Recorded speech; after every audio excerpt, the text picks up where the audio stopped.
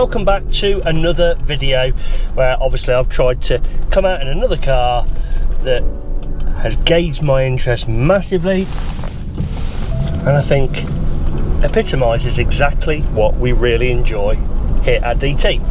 So what I've come out in is a 1989 Jaguar XJR-S. Now the XJR-S is obviously a very, very rare car, and from the mid 80s through to the early 90s with a revision in about 1990, Jaguar brought out the XJR with the 5.3 litre V12 that so many people are au fait with and love. Super nice, smooth engine, and as I say, it really does resonate with so many Jaguar aficionados, people that are really into the brand, they know the history and everything else. And this particular car is extremely rare. So it was manufactured alongside a company called TWR, Tom Wilkinshaw Racing. And TWR were a very, very prolific name in the mid 80s and into the early 90s, alongside Jaguar, with lots of racing, WSCC and Le Mans. And what Tom Wilkinshaw Racing decided to do alongside the Jaguar was get the normal 5.3 XJR-S and make it into a 6 litre. And they did it in a pre-facelift and a facelift. This being the pre-facelift, there was 115 cars, so we suspect. Now that can't actually be confirmed because there's little bits of different information about years produced, how many are still in existence, how many were actually registered correctly and things like that. But we think it was 115 cars. And the 6 litre was obviously, as I say, the 5.3 litre engine, but bored out. It had more aggressive everything with it, exhaust, headers, freer flowing exhaust, bigger bore. And I'm sure they did something with the intake as well, but I've got to be honest, there's that much different information out there about it, I do get slightly confused. But what we do know, 333 horsepower and a top speed of 160 miles an hour. Now, part of some of the other things that TWR did, they didn't just do an upping of the power. Obviously they were very conscious that they needed to do things with suspension and handling, so it had a slightly lower, slightly stiffer ride with a better rebound and a different uprated shock absorber. You got some styling cues on the inside. You got this Jaguar Sport steering wheel, and of course on the outside you had things like the boot spoiler, the side sills, a slightly more aggressive lower front valance, and the signature quad exhaust at the back. So the XJS, which this model is based on obviously, is very, very iconic and was a huge part of Jaguar's success in the 70s and 80s.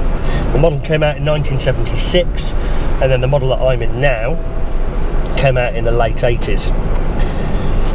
It ran until 1996, so just over 20 years, 7 months the XJS ran as a mark.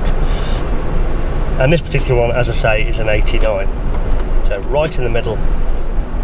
And it's an incredibly iconic shape, as I say. I think most people, if you put an XJS in front of someone, don't tell them what it is, they will know it's a Jaguar, because I think it has that aggressive look that most people associate with Jaguar of that era. That was really where they started to get some traction and appeal to more people, because don't forget, earlier on in Jaguar's history, in the 50s and 60s, XK120s, E-types, D-types and the race car C-types, they weren't really for the masses. They were for people that were incredibly wealthy, that wanted a sports car. So yes, they sold plenty of cars, but this really was the car that I guess got some more traction, and they were incredibly expensive again and still, but they really did appeal to more people, and they, as a result, produced an awful lot more cars. So in 1992 they moved over to the facelift, or the Gen 2, whatever you want to call that, and they changed the tail lights to a full black back, so you've got 2 clusters at the back on the pre-facelift, and then on the second generation, the facelift, they had one entire light, which was darker, and you got some more modern switchgear in here. You got climate control rather than turning climate, and the trip computer was slightly different. Buttons in here are very 80s. They were in the Generation 2 an awful lot more aesthetically pleasing, modernised if you like. A little bit more about Tom Wilkinshaw Racing, TWR. They're obviously a very, very prolific business in the Jaguar motorsport world, and as I say, they took the Silk Cut cars, as they were known in Le Mans, Jaguar race cars. There were so many things that they did in conjunction. They were essentially the race development team for Jaguar of that time, of that era. And TWR have always been a very, very well recognised brand. They've done lots of things over the years. I think they probably came out the limelight a little bit when they stopped working with Jaguar as closely as they did, or actually ceased in terms of their conjunctions altogether.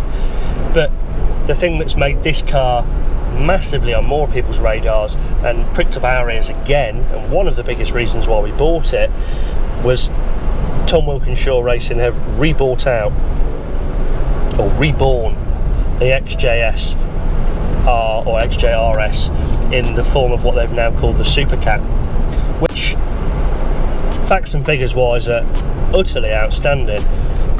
They didn't make the engine bigger like they did in this, but they've done all sorts of very, very clever trickery, lots of horsepower, and the styling is essentially like this car has been put on steroids, and it will be a massive, massive hammer blow in the modern classic reborn modern restoration car to other manufacturers, because it is incredibly sexy, incredibly desirable, and as I say, the stats and figures are pretty mind-blowing.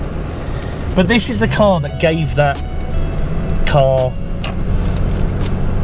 a chance. It's the car, it's the foundation that made that car be. It wouldn't have existed without this generation XJRS and the conjunction and partnership that TWR had with Jaguar at the time. So it's actually a really important car, and that's why, as I say, when we saw the car for sale and we bought it, it was such an iconic thing for us, but important of current times. Now, this particular car, as I say, is one we purchased only a matter of weeks ago, and it's an exceptional example for all reasons. It's done a smidge over 40,000 miles, which is backed up with lots of provenance, MOT history, both on current system and previous paper systems, so known to be genuine and absolutely on the money. Second reason is it's had an awful lot of money spent on it, from not just a repair perspective as per se, it's also had proactive things done. So it's not just had the reactive repairs or something's broken or fix it, it's also had a mindset of, okay, well, let's future-proof X, Y, Z. And as such, it's had some extensive restoration underneath. The bodywork's been fully taken back to bare metal and resprayed at some point recently, and the paintwork is almost flawless. Nothing's flawless, but it is almost flawless. It's absolutely beautiful. The suspension, the brakes, they've all been overhauled in recent years. It's recently just had a service, thermostat, water pump, and a couple of other points as well. And just been to a very prestigious Jaguar specialist that deals in these quite robustly, and had in the region of about £5,000 or £6,000 spent over 2 visits in the last 6 months. And we actually picked it up from them, had a very good conversation beforehand, got it up on the ramps, discussed what the vehicle was all about, was there any concerns, and the only thing that between us we could find was that there was a very, very small perforation on the edge, the rolled edge of the back box. And so we're in talks with a company who makes OE replica, but again, upgraded, future-proofed stainless steel catback systems that are made to the XJR-S TWR standards. Jaguars of this time really were so good at making a luxury vehicle. They were so comfortable, They were so supple, they were so easy to drive. And the danger with anybody like a racing team touching them and breathing on their expertise and improving without losing the core, the foundation of what that car's about, is extremely hard. But TWR have smashed it out of the park. This car is incredibly comfortable, it's incredibly quiet, it's so easy to drive, it's absolutely beautiful. There's not a rattle, there's not a wind noise, there's not any buffeting, there's no brake judder, there's no wheel wobble. It just does exactly what I expect it to do. If someone handed me the keys to this in 1989 with 10 miles on the clock and said, go out for a drive in that, see what you think to it and let me know, and it drove exactly like this, I'd go, yeah, that is a wonderful car. And by modern standards, it's still wonderful. Yeah, it's different inside, it's older, you've not got all the crazy creature comforts that you'd possibly want: adaptive cruise control, blind spot monitoring, parking sensor, reverse camera, but who cares? That's not why you're getting something like this. I'd feel so special popping to work on a sunny Saturday, all the windows down, and taking the long route to work, not just going the straight boring way as the crow flies. Take the longest way you can, set off half an hour earlier. That's what this car's all about. What a fabulous thing, fabulous, fabulous thing. And at £38,000, how on earth can you go wrong with something like this? How? It's had the money spent on it. Aesthetically, it's incredible. The history's second to none. The rarity's second to none.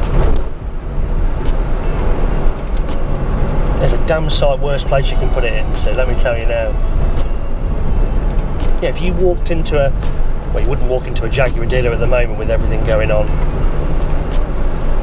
But if you walked into a BMW dealer and said, I've got £38,000 to spend on a car, what could you buy? Well, I'll tell you what you're going to buy. You're going to walk away with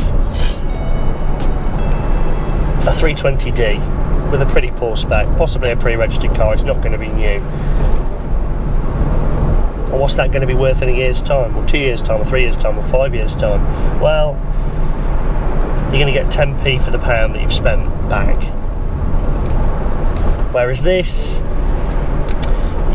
you'd very much like to think that you're going to make some good money on this, especially with how things are progressing with the new Supercat, the TWR, the brand, the model, the mark has been reignited. So that pretty much wraps it up for me with the XJR-S.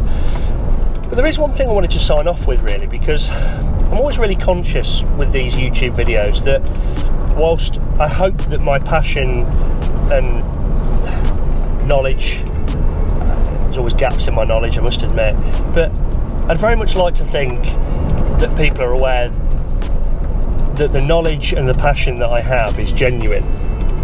And we don't come on here with every single car to just go, oh yeah, it's the best thing since sliced bread. That's not what we're trying to do. It's almost trying to raise awareness, get these cars on people's maps, get them on their, get it on their radar, that how cool modern classics can be, and how appealing they can be to people that, as I say, it's not on their radar now. Everything that we buy with our heart first. The head comes into it, but that's the rationale coming in afterwards. Everything we buy is with our heart. Anybody can sell a Ford Focus, anybody can go and sell a Ford Fiesta, anybody can earn a living from selling cars, but everything that we buy is purely passion driven from start to finish. We have to get excited, and everything that in our showroom is a car that me or Dan would have in our personal garages, genuinely.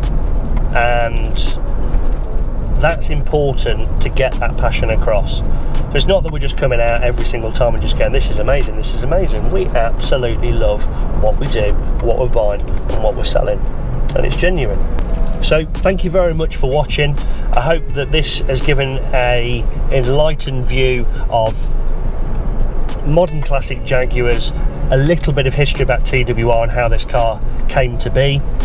But what I would like to say is, as this channel is now starting to get a little bit more traction and we're getting a little bit more au fait, I really would like everybody to like, share and subscribe, because the only way we can keep doing this is by getting it out to people and making sure that it's worthwhile, and the message is getting across, the cars are getting across, and we're getting out there so people are becoming more aware of what we do. Thank you.